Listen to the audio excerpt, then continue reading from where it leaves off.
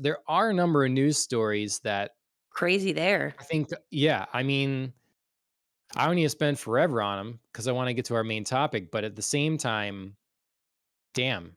Um, That's a I great summation. Damn.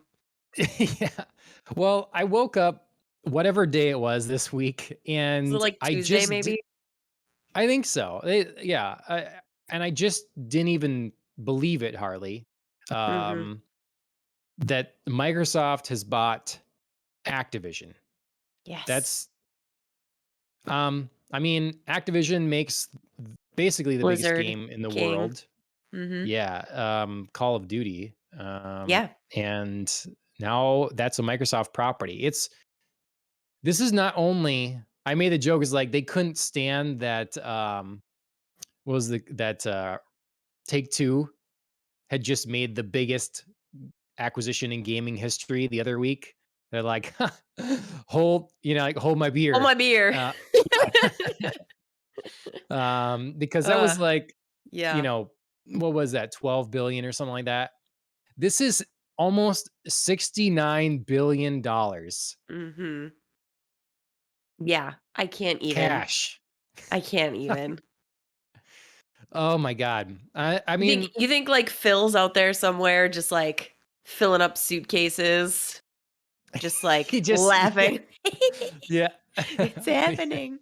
Oh my God. Yeah. He's in the Microsoft vault taking Yep. stacks Taking of out the billions. 100s, slowly get, yeah.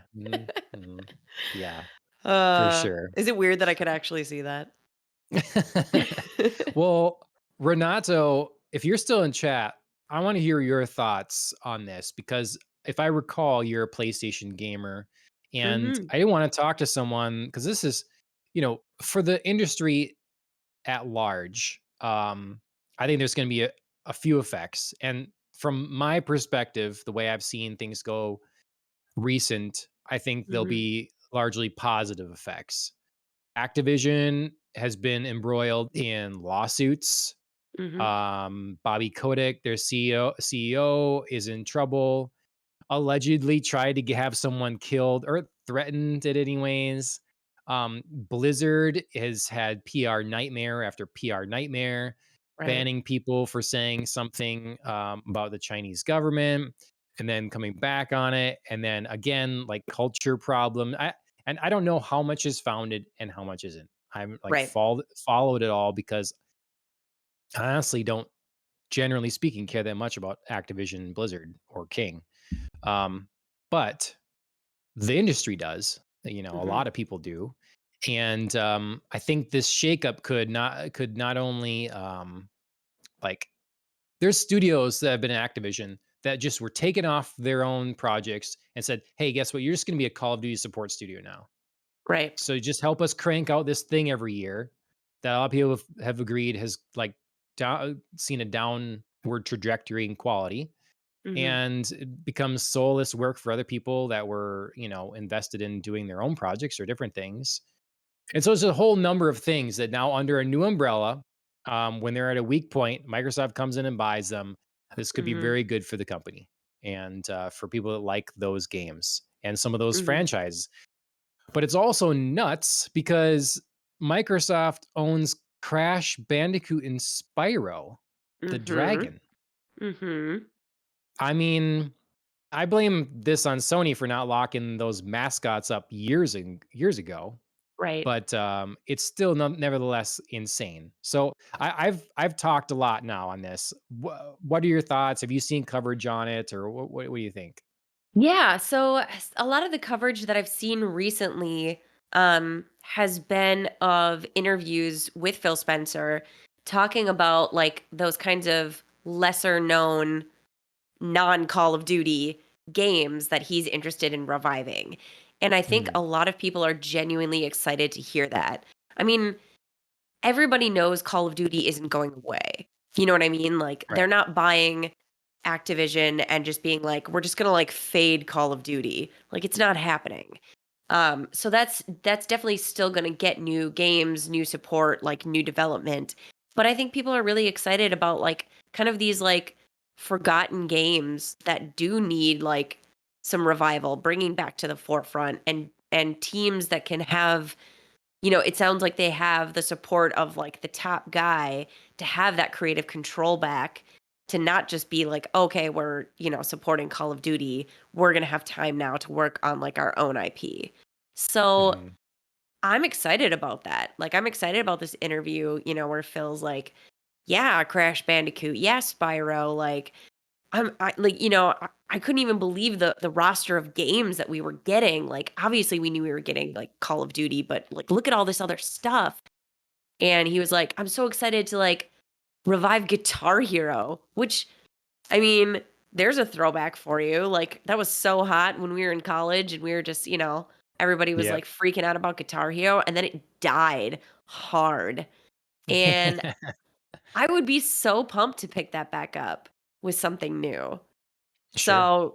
So I'm really excited about this merger. I mean, I know it's not gonna happen for a long time. There's, like, Yep. miles of legal yardage that they have to go through, and, Yep. everything has to be, signed off on, although I don't, as of now, see any, like, major roadblocks to that. It's just gonna take time. But Yep. whenever it does happen, I'm excited. So, what are your thoughts on I mean, the consolidation of the market? I know we've talked about this a little bit. Sure. We see it in other industries too, in the movie industry or whatever. All of a sudden, look how big. I think some of it's being split now, but AT&T just gobbling. It's like Right. Time Warner and as HBO, as Comedy Central, just all these things that you don't necessarily associate being under Right. one umbrella. It starts getting piled up, Yeah. and so we're yeah, They are, I mean, like you said, they are actually selling pieces off now. So they're kind of hmm like breaking that up, um, which HBO has mentioned several different times on like various platforms and programs that they run, that, AT&T is no longer going to be their overarching owner. So, I mean, I worry-ish about it, but um yeah, I mean, I think those sorts of things are proof that, like, just because this deal happens once doesn't mean it's always gonna be staying that way. hmm I mean, Xbox in particular, I feel like has been a little hungry for acquisitions, hmm and I feel like that's probably in response to the fact that, like, PlayStation has outgunned them in terms of, like, actual console production, but hasn't quite got the edge on them in terms of game production. So I feel like Xbox is just like focusing in and leaning hard into things like Game Pass and like game production, rather than like, I don't know that we're ever going to catch up in the console market. So let's just like do our stuff with actual games. yeah, yeah. I mean, well, the argument there is, of course, that okay, well, Microsoft didn't make any of these games, so if they have the edge on games, as well, it's because they just bought them all. Mm, They didn't hmm make them, so Yes and no, because we don't. I mean, obviously, nobody's going to argue that they made Call of Duty, but we don't know what new stuff is going to come out from this acquisition. And right. like, if Xbox feels like, okay, we've got the authority to say like, hey, smaller teams, you don't have to be just like Call of Duty support system. Go develop some Yeah, stuff. Like, yeah. we'll see. Well, I think it was, they did a Tony Hawk Pro Skater kind of remaster, and I don't know, they needed more help for Call of Duty, so they took that team instead of doing another Tony Hawk and going forward with that. That's Right. the team. They said, "Nope, help Call of Duty." So, Right. um, And it's Xbox has certainly got the resources to say like, "Hey, existing teams, you don't need to be that. We can yeah. hire new people." Uh, obviously, consolidation has a scary element to it because Yeah. if the one doing the consolidating handles things poorly, you affect a large swath of the industry, Mhm. and so I can't say I'm just like for consolidation or against consolidation. It depends on the situation. It depends on how I feel that the individual company is going to manage. I think that Mhm. they're Microsoft has been of late buying companies that are, other than like needing to make more money, are self-running. They Mhm. stand on their own 2 feet. They've been in production for a long time. They're doing their thing. So th- there's a little less, they can be a little more hands off and Mhm. just offer people cash for creativity. That's the like idealistic view of it, you know? But there's a whole swath of people as well that are pretty upset because they see the writing on the wall that, you know, a lot of their beloved titles aren't going to come to the platform of their choice. And Yes. I'm personally not looking forward to the next year and a half of Of whining. people. When is this going to be exclusive? Is this going to be exclusive? And every interview, like, was this going to be, are you taking this away from everybody? All this kind of thing. Um, but it's already begun, and Mhm. there's already uh, uh, game journalists like fighting amongst each other online. Mhm. I don't know if you've seen any of that, but I have, yeah. so it's going to be something to watch. And um, if anyone's out there has very differing views, please leave us comments. Let us know. I'm interested in what people have to say about this. Um, I try not to come across as too one sided. I Mhm. just It does make me happy that in my mind, Microsoft they've decided that they're committed to gaming. Mhm. It's a core pillar of the company. They're putting their might behind it, and the person Mhm. running that is a person that's excited and understands games.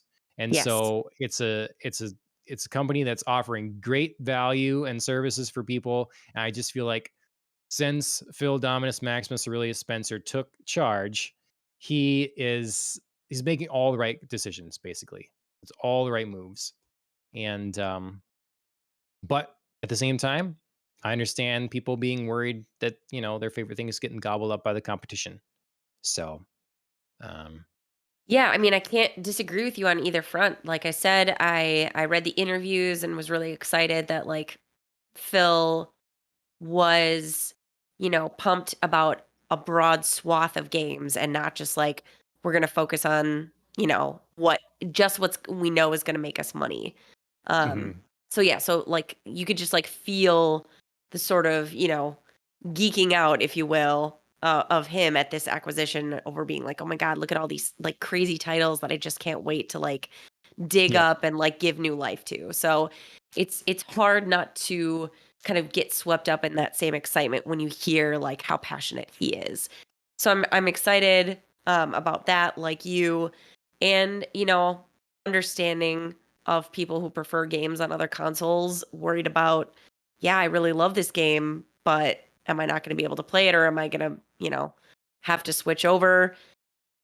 At the end of the day, I guess I'm not as loyal to like a gaming console that like I wouldn't, switch over if it was for a game I love. Like you could put, I mean, I've used this before, but you could put Res Evil 4 on anything and tell me it's now exclusive to that, and I'm like, "Cool, going to get it," because that's how much I Yeah. love it. So I'm just not Yeah. like I'm not a console, you know, hardcore like line in the sand person. It's about the Yep. game for me. So, Sure. Well, I'll offer two more points. sure. One, I think that the resources that someone like Microsoft affords does really allow for that kind of game diversity. Whereas Mhm. Sony has historically, they've, said before, they've been one decision or two away from folding it in, from like filing bankruptcy. If it's like if the PlayStation doesn't succeed, if they lose too much money on it, they're Right. in real trouble. And Right. so understandably, they found the game type that their studios are good at, and they've Mhm. been doubling down on those things. And they Yeah, they sell make millions safer of choices. copies. Yeah, and you can't just go out there and make a whole bunch of weird stuff because you don't know if it's going to pay off. But on Right. Microsoft's front, the product is Game Pass. So it lives because it has variety and diversity. Mhm. It dies if it's got only one kind of game, even if that's the Right. kind of game that most people like, Right. because a bunch of other people don't. And Exactly. so it's and the other thing I think people are missing here is, yeah, they're getting so tied up with the box, the platform. I really think Microsoft knows this, and everybody else in the industry that's doing this stuff knows this. Within the decade, most people in the Western world, probably Southeast Asia too, I don't know, are going to be just taking a controller of their choice, and Mhm. like you'd open up Netflix or you'd open up Right. Hulu, it doesn't depend on the box, you just stream the thing. So you Right. subscribe to Microsoft Game Pass, you subscribe to PlayStation whatever, you Right. subscribe to Amazon Luna, whatever your thing of choice is, and there's your catalog. And I know a Yep. lot of people will not like that. It's very far from traditional gaming.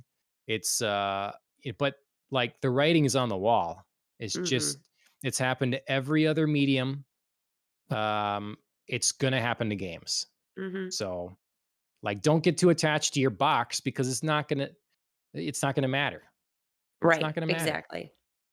and Exactly. there'll be boxes there for like you want the highest fidelity, you just like that's gonna exist for a while, Mhm. especially in places without great internet infrastructure, Mhm. you know. But a lot of those places without great internet infrastructure, people there are just playing games on their phone. Right. So it's not even the console thing yet anyways. So I don't Which know. which Microsoft also is creeping in Yeah. on that market with this Right. acquisition. They've got King. King. I Yep. mean, Candy Crush Exactly. is pretty ubiquitous, so yeah, look at them go. Yep, they've got, like, some real cash cows in their lineup now Mhm. that they can Yes. there's just gonna these are things that are just gonna churn out money for them, and it goes into the pile that everybody gets to use Exactly. then. It gets distributed Exactly. to all different kinda groups and, yeah, makes them elevates them all, so Yeah, I think I would be more nervous about this acquisition if we hadn't seen Xbox, you know, do that before. If we hadn't seen them like, yeah, let's dump money in the pile and then let's diversify. If we mhm, had, like you said, if we had seen them develop like one type of game, throw all their support behind one type of game, yeah, this would be absolutely terrifying. But I think it yep, is I think it is more of a like a communal development spirit. yep. Obviously not everybody's gonna get like exact equal parts of No, funding. right. That's never the way it works, but I think, they'll get a fair shot at more for, as long as they can produce.